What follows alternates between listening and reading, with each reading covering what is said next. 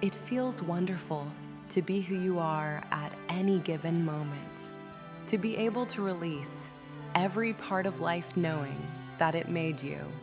The essence of air, water, and earth, which make up this planet, is the beauty from where you come. Moments which are inside you will always guide you. Whether they feel right or wrong, still, they will guide you. And whether you know it or not, it is those moments that will always hold your hand. So worry if you want, but know there is no need to. The answers that you look for are only a step away from you. I'm 52, been married for 24 years, recently divorced, and here's part 1 of how I'm moving on. For those of you who are following me from my divorce story series, here's a timeline. My ex and I have been legally separated since November of 2023, and our divorce was finalized November of 2024, so exactly 1 year from the legal separation. I knew that moving on wasn't going to be easy, but I had no idea how difficult this journey was going to be. I was still holding on to what coulda, woulda, shoulda been, but also knowing the fact that this is the best decision that I can make for myself, my kids, and even my ex. I knew for a fact that this was the right decision for all of us. Although I was keeping the calm, cool, collected, stone cold face on the outside, but I can tell you that I was shattered into 1,000,001 pieces in the inside. I want to take you back to the day that I have packed up all my worldly belongings, loaded the family minivan, and a small U-Haul truck. I was so very careful when I was packing to make sure that I am not packing anything toxic and bringing it back into my new apartment. I brought nothing that was ever touched by my mother-in-law or my ex. I remember the very first night like it was yesterday at my new apartment, standing alone between my unpacked boxes and the eerie silence. A silence that I was not used to. My marital home was always hustling and bustling with clinkety-clank of either my mother-in-law cooking, my wiener dog barking, or my father-in-law complaining about something under his breath all the time. The silence is deafening. None of the furnitures that I have ordered for this new apartment had arrived, except for one chair. No bed, no dishes, no utensils, no pots and pans, no nothing. I had dreamed about this day for so long and envisioned myself so happy and jumping up and down for joy. What is this sadness and darkness that is swallowing me whole?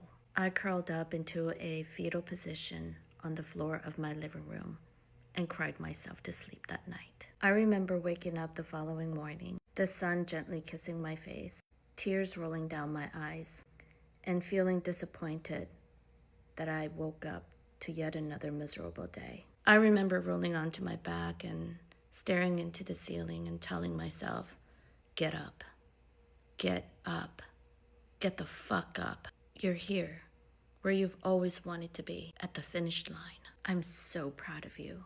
Now let's get up and unpack. Your fabulous new life is about to begin. It seemed forever and a day for me to organize, reorganize, and then reorganize again to make this place a perfect place for me and my daughter. My daughter was not scheduled to move in with me until 3 months later, and I used this time to collect myself, heal a little, and to show up as the best mom for my daughter. I occupied most of my time shopping for all the bare necessities like dishes, utensils, pots and pans, and for the very first time in my whole entire life, assembling furnitures that were delivered one by one. I have to admit the sense of accomplishment that I felt with every completed assemblement of each furniture that arrived. It was one of those rare things that kept me sane during this time. There were some people that were still texting me and calling me and giving me updates on what my ex and Sue was doing, but I cared no more. So I decided to cut ties with all of them. They had served their purpose. They're no longer needed in my life. Although it was a struggle to get up and get out of the house, I knew that some fresh air would do me good. I made sure that every Sunday I would go to a local farmers market, bought flowers, people watched, had some coffee, all by myself. It was so awkward in the beginning, but the more and more I did it, it became so very comforting. I remember thinking to myself, you're doing this for you, and this is what peace feels like and looks like. And when I came home, I blasted 3 songs to get my mind right. I'm Coming Out by Diana Ross, I Will Survive by Gloria Gaynor, and Pisang by Im Jae-bum. I am not a singer by any stretch of the means, but boy was I belting those songs out. And I joined 3 golf groups in the DMV area. And I started golfing like it was no one's business. And eventually days turned into weeks, and I'm starting to find my mojo again. There's a quote that goes, always face the sun, and the shadows will fall behind you. This woman certainly understands what it's like to be alone. The approach to her pattern is telling and forces a calm and fruitful future. Once in a while, there will be someone like her. I don't have to intercede much, if any at all. You should think that she has learned her lesson, because she has. I don't have my life together at 53. I have 2 ex-husbands that are living their lives fine. They have all the things. One's in a relationship, one's married. Happy or not, it doesn't matter. You know, I see the material things that they've acquired. I've been divorced from my second husband for 15 years. And material-wise, I have nothing to show for my life.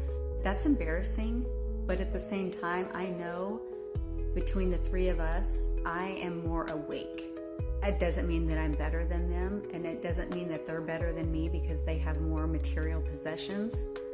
But this is our society, and people base your worth on how much money you make, how big your house is, how nice your car is. I still deal with that, you know, in my own thoughts. I'm working through that. I compare myself more to my ex-husbands and my ex-relationship than to anyone else because they've all been financially successful, and I'm here starting over with nothing. I don't have my life together. It is quite certain the way they made you feel, the way they gave you everything. Then, without caring in the least, it was taken away. While your point is timeless, it begs the question, am I really at fault? Not knowing if it was truly yours or someone else's responsibility. The divorce was not entirely your fault, but what is the peace which you allocate to you? You know the answer to that question, and perhaps you choose not to answer it now, but you will, and like a shadow, you will come into the light. Enjoy the darkness, you won't be there long. Already, I can see the blue ocean in your eyes.